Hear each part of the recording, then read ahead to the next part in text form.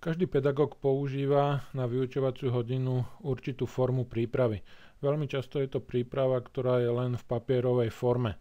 V prípade ale, že využívate počítač, či už je to notebook alebo tablet a máte v ňom k dispozícii poznámkový blok OneNote, tak môžete si tieto poznámky veľmi efektívne robiť práve v tejto aplikácii. Po spustení OneNote je k dispozícii možnosť vytvoriť si poznámkové bloky. Každý poznámkový blok potom obsahuje jednotlivé sekcie v hornej časti a každá sekcia potom obsahuje jednotlivé stránky. Takže poznámkový blok by ste mohli mať vytvorený na nejaký konkrétny ročník. Hore sekcie by ste mohli mať na konkrétne predmety, ktoré vyučujete. No a následne si tu môžete vpravo vytvárať stránky, na ktoré sa robia poznámky. Efektívna možnosť je pri vytváraní poznámok na jednotlivé stránky je možnosť využitia šablón. Tie nájdete na páse s nástrojmi Vložiť, šablóny strán. Tie naposledy použité sú k dispozícii v tomto zozname.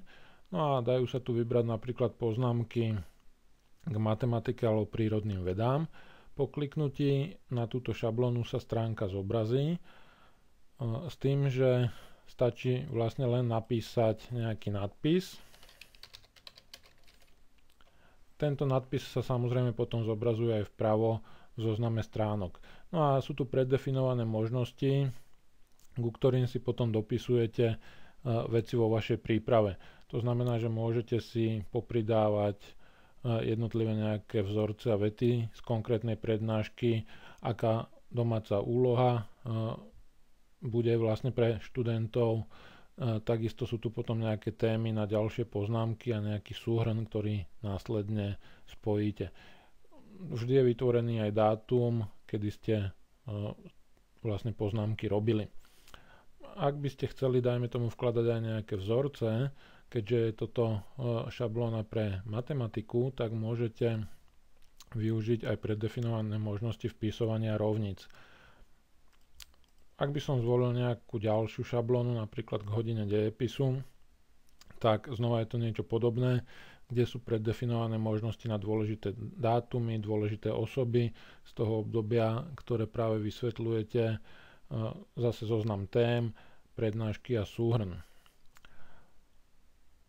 Ak by ste chceli vidieť aj ďalšie šablóny, tak môžete využiť možnosť šablóny strán. No a tu vpravo sa zobrazí podokno úloh, v ktorom sú k dispozícii podľa rôznych kategórií šablóny. Takže tu sú k dispozícii potom ďalšie. V prípade, že máte viacjazyčnú verziu Office, tak sú tu k dispozícii aj šablóny z iných jazykových verzií. No a jednoduché poznámky k prednáške tie obsahujú len teda nadpis, domácu úlohu, dnešné témy a najdôležitejšie fakty. Toto samozrejme vás neobmedzuje, môžete si vytvoriť vlastné ešte ďalšie zoznamy a témy. No a formátovať ich môžete štandardne ako vo Worde, to znamená po označení textu môžete zmeniť na tučné písmo, prípadne využiť aj nejaké štýly. Čo je ale veľmi zaujímavé,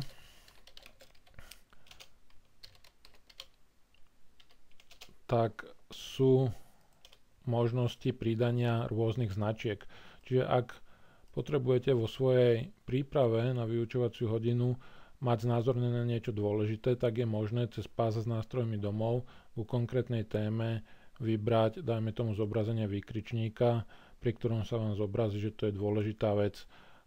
Ďalej, ak vás niečo napadne počas vyučovacej hodiny a máte priestor si to tam poznačiť, tak si môžete pridať, že to je nápad.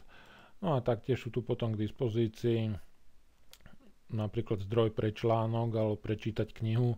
Takže pomocou týchto značiek si môžete pomerne sprehľadniť tieto vaše prípravy a poznámky k vyučovacej hodine.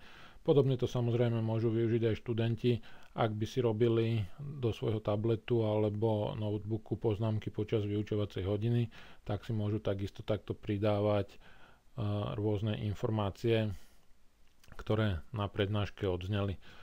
Čiže odporúčam všetkým vyučujúcim, ale aj študentom, ktorí máte nainštalovaný poznámkový program OneNote, tak ho vyskúšať a popridávať si tam rôzne možnosti a poznámky a postupne si zvoliť nejakú vhodnú možnosť organizácie poznámok.